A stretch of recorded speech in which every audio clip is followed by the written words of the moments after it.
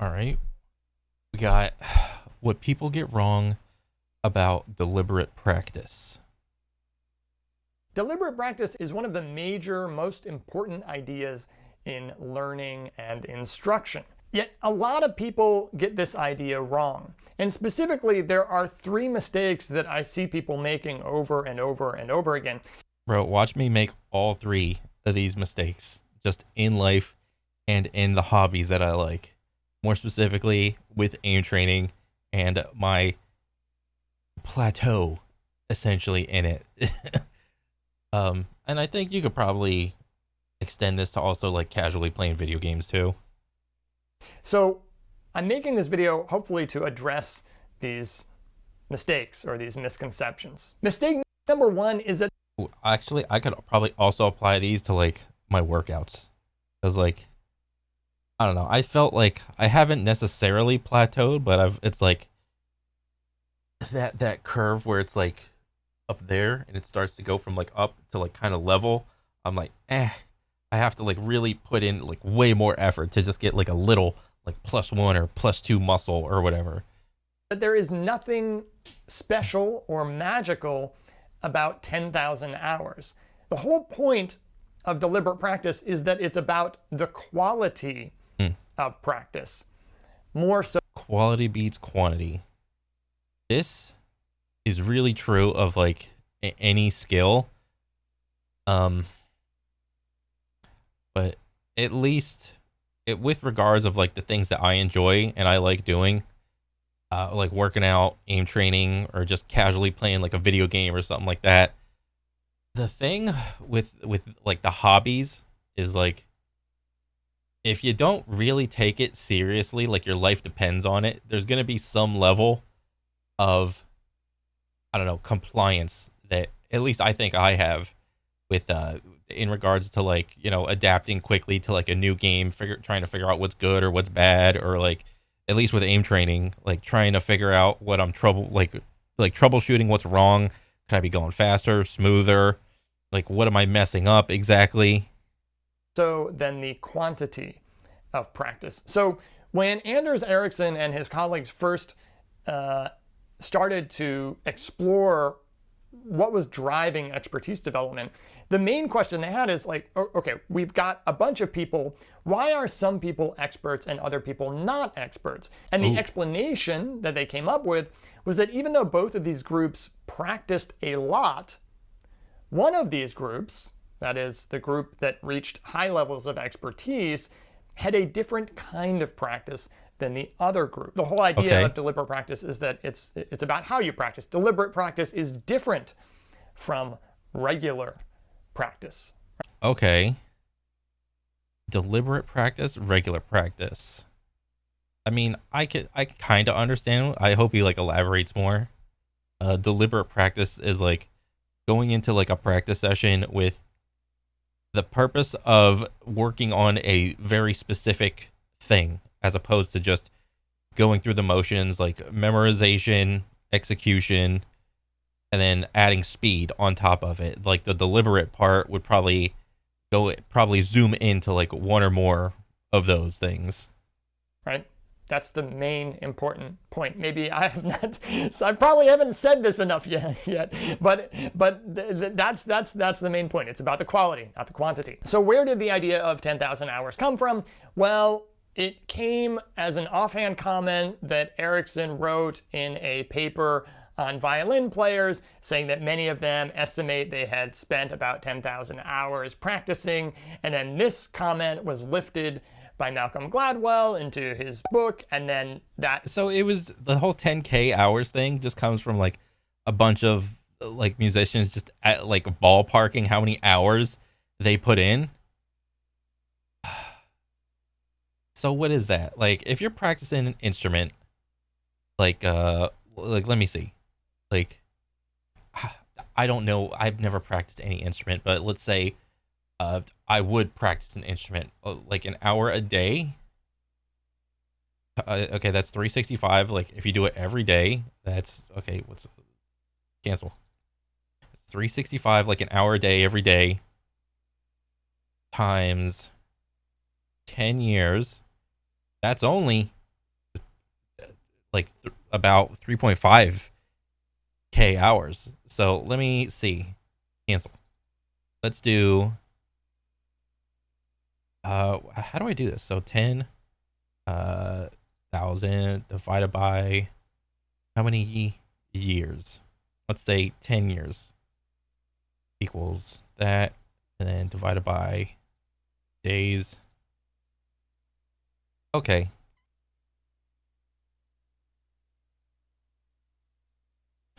Let me see. Idea kind of became cemented in the public imagination, and then everyone just started associating 10,000 hours with deliberate practice. That's not a thing. The number of hours that it takes to become an expert at something depends. So we already said that it depends on the quality of practice that you do, right? But then it also depends on what it is you're learning. Some skills are more complex than others. Some Yeah. skills are easier to learn than others, right? It also depends on what your competitors are doing. So if you're talking about becoming an Oh. expert, say, in a competitive field like chess or sports or something like this, Oh. it's harder to be better than everyone else if everyone else is already ridiculously good. By the Oh, dang. That's here. Let me go back a little bit. Quality of practice, what the skill is, and how good other people are, provided you're trying to get better at something than someone else. But then you could always make the argument of, I'm not trying to be better than someone else yet. I'm just trying to be better than my past self. That is, I think, like a healthier way to think about it up until that point where you're actually trying to go against somebody and compete with against someone with like a certain skill. ridiculously good. By the same token, it's also easier to get good in an absolute sense, to kind of learn quickly if there are already really good training programs, access to really great coaches, Oh this kind yeah. of thing. Okay, hope that makes sense. And mistake number 2 is that everybody forgets about the first step. So if you've read about deliberate practice before, or yeah, if you're familiar with the idea, what I want you to do now is to pause the video, Oh, and write down these steps of deliberate practice. Now, while you're pausing the video, I'm going to read a book about how important it is to like this video. So why don't we pause this video, and you can click the like button if you happen to have bro, a free. that's still so crazy that YouTube actually does that. Anytime with the AI that says, like, when someone says hit the like button or smash the like button, it just lights up. Or I think it does it with the subscribe button too. Like, that's crazy that they added that, dude. Free moment. Okay. Okay. You back? You with me? Cool. So did you write down for the first step, identify the expert's skills? Oh. Oh, I didn't do that. Okay. If you did, then you have my hearty congratulations. Excellent work. Okay, so I kind of mentioned that, like with the specific skill. But chances are that you didn't. And it's easy to do. Yeah. A lot of people forget about the first step. Why? Well, the first step seems obvious, right? Isn't it obvious what makes professional soccer players better than, say, average soccer players? No, I have no idea what makes them better. Isn't it obvious what makes mathematicians really good at math? Isn't it obvious what makes expert doctors better than average doctors? I mean, to be fair, I think this is like a filter of what type of audience that you're trying to cater to with your specific skill. So let's say there's like a musician. Both of them are really good. They're top level. But let's say one musician wants to make music that the masses of people will appreciate. So then that person is gonna not use the same techniques that this other person's gonna use. He's gonna use like stuff that just sounds good. Most people can keep up with it. They don't like question how like kooky it sounds or crazy or like up and down. They don't care like how skillful it is as long as it just sounds like a good song. But then you got this other musician, and this musician wants to, he doesn't care about the masses. He wants to make music that like a high level people can appreciate. So he's going to do all these like crazy super skillful things that only other experts can understand and wrap their head around about how cool sounding it is, how skillful it is, and maybe it'll just be like one big solo, like on a guitar or something, or whatever instrument. The masses of people might not like this guy's song because it's just like one big solo. It's like ooh, you know, like crazy highs and lows. There's no like standard like chorus breakdown, so on and so forth. And I think that's an important thing to kind of distinguish. Well, no, it's a lot of times it's not obvious until you know the expert skills that are really distinguishing experts from, say, non-experts. Then it's very hard, or it's really impossible, to create a deliberate training program. And to illustrate this, I'm just going to dip a I mean, you can, but it's going to take a lot of trial and error. And I would argue you have to be like super passionate / neurotic about your favorite skill that you're trying to master. little bit into my own field, which is science education. Suppose the goal of physics education is to walk students along the road to physics expertise. So we want them to think the way a physicist thinks, right? Okay. Well, if that's the goal, then we can look and see what people do in actual classes. And the typical physics class at the undergraduate level involves I never took lectures physics. and labs. And in lectures, the teachers will talk for a little bit about new concepts and new kinds of problems, and you get to learn these, procedural steps, and you get to learn some kind of deeper ideas. And then in the labs tend to reinforce the concepts that are taught in the lectures. So, for instance, students will go in and they will follow a recipe in the lab. They'll follow a series of steps to reach a conclusion that is already known. So, for Yeah. instance, you might have students estimate the acceleration due to gravity on Earth. Yeah, he's kind of referencing like the laws of learning and like all the different types of learning techniques that you can just shove inside a lesson plan to get the student to essentially just interact with the content in the best way for them. The more things, the more senses that you can involve with learning your thing, then you're probably going to be able to pick up on it a lot faster. Earth. Students already know what the right answer is, and they don't have any real decision-making power as they go through these series of steps, because the lab is supposed to be this kind of canonical walkthrough of what you would do. So that's what students are doing in their classes, basically. But if you look at what actual physicists do when they're actually doing physics experiments, if we're talking experimental physics and we're not talking theoretical physics, it looks completely different than what students do in the lab. So for instance, and I've written some of these steps down so I don't forget them. Bro, what's that one video with the dude who was in the college class and he took that ball on the chain and he like put it on his face and then he let it go, and then as the ball went back and it like came back and it came within like a couple millimeters of his face and it didn't hit him, but then all the students were like, whoa. And then I remember seeing that video, and this dude's like, I think it was called like the best demonstration of physics or some shit like that. I thought that was pretty cool. And it's just like a simple little thing. Actual physicists, they have to establish the overall research goal, right? They have to decide what kind of data would be convincing to other people. They have to determine the important variables and decide how to measure. Establish the research goal. Okay, that sounds pretty easy. Decide what kind of evidence would be convincing. I think this step is like really hard, because if you're just like an up and coming, I don't know, physicist or whatever, I would imagine there has to be some sort of like community of people that are somewhat known, and they have like a history of what evidence that convinced them to change their mind over a certain thing. So you have to like do all this research, and it's like, I need this type of evidence for this guy, that type of evidence for that person, this type of evidence, and it's like, I think this is like a very demanding step.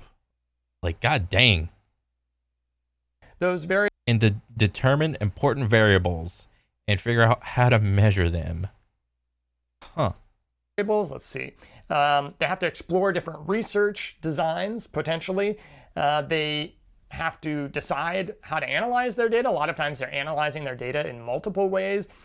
Oh, explore different research designs. Dang. This shit is like crazy, dude. Like, decide how to analyze their data. Dang. Determine important variables and figure out how to measure them. Bro, this, like, when science is broken down into like this minutia, it starts to get real big real fast. And a lot of times they need to iterate. So they perform an experiment, it doesn't quite work out the way they wanted to, and then they go back and they have to revisit some of these steps and change things. None of these things do students do in lab. So this is a case where Ooh. the expert skills and the actual practice that students are getting are not matching. So students are not going to develop the skills that we presumably want them to develop. You have to know what the expert practice is to move in the right direction. Okay, mistake number 3. People use the wrong metrics. Now this relates back to the first mistake that we talked about earlier, that I talked about. Maybe you were talking at the same time. So we already talked about why this 10,000 hours idea doesn't really work, or doesn't. No, it seems like seemingly it's arduous. Really match with. It's not arduous. It's what the fuck is that word? It's just like it's arbitrary. It's just like an arbitrary thing that someone said. The idea of deliberate practice, but the idea of putting in your time goes a little bit deeper than that. Of course, it takes a lot of time to become an expert in anything, but so like, do you think there will ever be a time where there'll be a swing in practice where it goes from like 10,000 hours to intensity of effort? I think those are like the polar opposites on this type of thing. So you have like putting in the time and then putting in the effort. Will there ever be, or has there ever been like a saying or something, or maybe not a saying, but like anybody that has ever preached intensity of effort over putting in the time? I think that's kind of curious. Time is the wrong thing to focus on. What you want to focus on is practice feedback cycles. That's really the meat of deliberate practice. You have challenging practice that's really, pushing you and challenging you. You have expert feedback that's going to help you improve. And then you have these further practice opportunities. And it's really this cycle that is driving learning forward. Now, completing those cycles takes time. Reorganizing your brain, which is what learning is, that takes time. Oh, Jesus. But I suck at that. focusing on the time is not going to get you there as much as focusing on the quality of your practice and ensuring that you are focusing on those expert skills. So I have a question for you now, which is, was this video helpful at all? I think so, yeah. So if you can tell me if this was confusing, I mean, a little bit.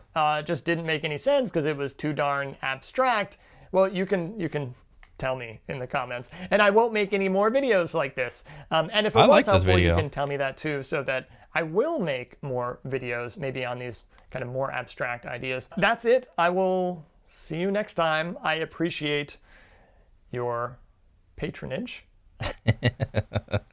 Oh, man. Yeah, like, it wasn't until I started doing aim training and started enjoying it. I mean, and I'm like comparably in the aim train community, and maybe even like working out. Well, not so much working out. Like, I see a bunch of like old people in like the gym, like working out and getting their shit done. But when it comes to like a different skill, like aim train, most people in the aim training community are on the younger side, and I'm like a boomer. um, uh, the whole concept of like deliberate practice and adaptation is it's harder for me, I guess, with like my little plateaus and whatnot, and uh, I don't know. Maybe I'll like sit back and rethink like some of the strategies I'm using on like the gym, aim train shit.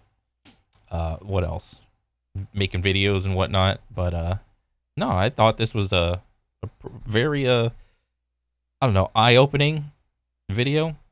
It's like don't just like autopilot essentially. Be like present, figure out what works, and whatever doesn't work, just toss it. But no, I like the video, man. I want to see more, and I'm a fan.